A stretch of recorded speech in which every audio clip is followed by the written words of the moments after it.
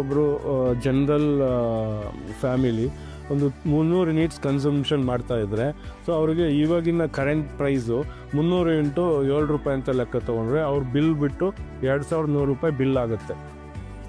ಆದರೆ ಅವ್ರದ್ದು fixed charges 3 ಕಿಲೋವಾಟಿಗೆ 150 ಅಂತ ಲೆಕ್ಕ ಮಾಡಿಕೊಂಡ್ರೆ 450 ಆಗುತ್ತೆ. ಟೋಟಲ್ ಬಿಲ್ಲು ಅವ್ರ ಕನ್ಸಂಪ್ಷನ್ನಿಗೆ ₹2550 ಅವರಿಗೆ ಮಂತ್ಲಿ ಬರುತ್ತೆ. ಅವ್ರು ಏನಾರ 300 ಯೂನಿಟ್ಸ್ ಕನ್ಸ್ಯೂಮ್ ಮಾಡ್ತಾ ಇದ್ದಾರೆ.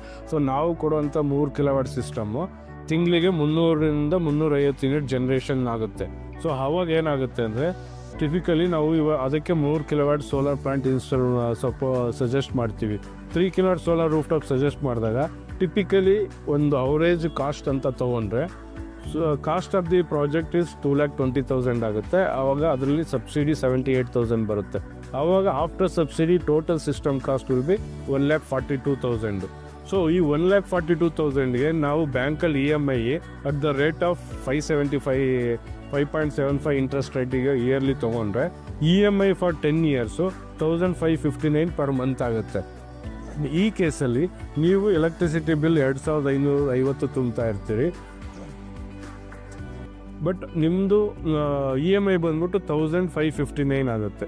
ಸೊ ಸ್ಟಿಲ್ಲು ನೀವು ಇದನ್ನು ಪೇ ಮಾಡಿದ್ರು ಒಂದು ₹650ವರೆಗೂ ನೀವು ಎಲೆಕ್ಟ್ರಿಸಿಟಿ ಬಿಲ್ನ ಎವ್ರಿ ಮಂತು EMI ತುಂಬಿದ ಮೇಲೂ ನೀವು ಸೇವ್ ಮಾಡ್ಬೋದು.